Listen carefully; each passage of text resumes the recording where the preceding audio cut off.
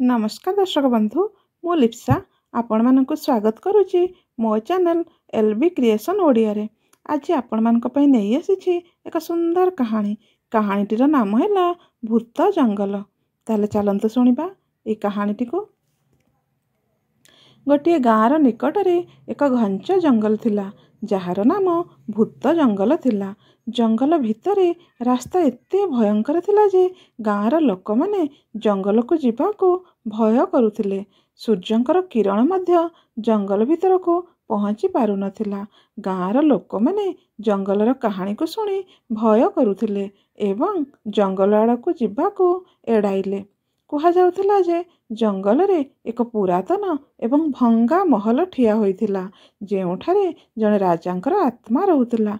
थरे राजा सेही महल को जाइथिले किंतु से फेरी नथिले एवं तांको आत्मा सेठारे बंदी होई रहिथिला। दिने जने साहसी युवक अर्जुन गाँ को आसिले।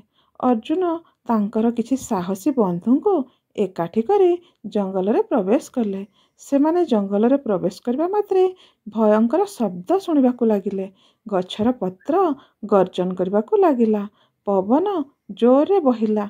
अर्जुन एवं तांको सांग माने साहस संग्रह करी आगको बढ़िबाकू लागिले।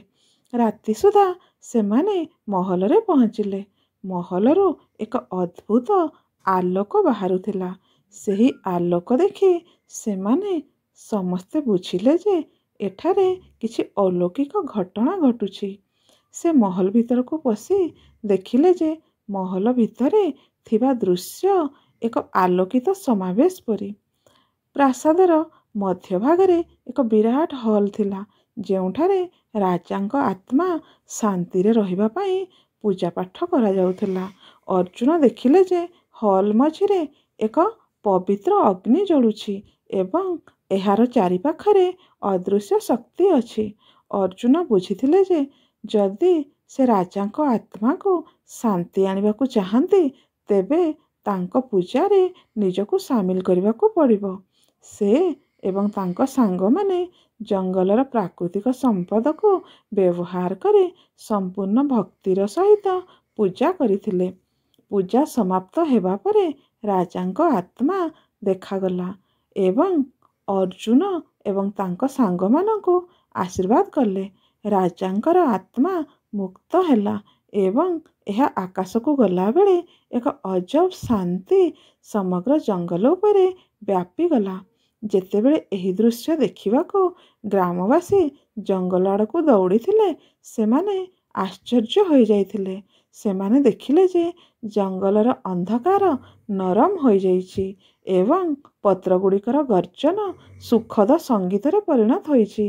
अर्जुन एवं तांको सांग मानंको साहस एवं ज्ञान हेतु जंगल आउ हंतसंत हुए नाही। लोक माने तांको तांकर हीरो भावरे विवेचना कले एवं जंगली जंगल वर्तमान एक पवित्र जंगल भावरे परिचित हैला। आमे कहानी रू शिखिले जे जेउ माने साहस एवं सत्यर पथ अनुसरण करती सेमानंक पई ईश्वर सर्वदा बाट खोलती। दर्शक बंधु कहानीटी किपरि लागिला कमेंट करे जणाइबे। जति भल लागिला गोटे लाइक करे सांग मानंको शेयर करदेबे एवं मो चैनल को सब्सक्राइब करे बेल बटन को दबाई दियंतु जहा फଳରେ मोर नुआ नुआ कहानी सर्वप्रथमे आपण मानक पाखरे पहुँची पारिबो। आज पई एठी रहिली पुणी देखा हबो आ गोटे नुआ कहानी सहित। रहिली बाय बाय।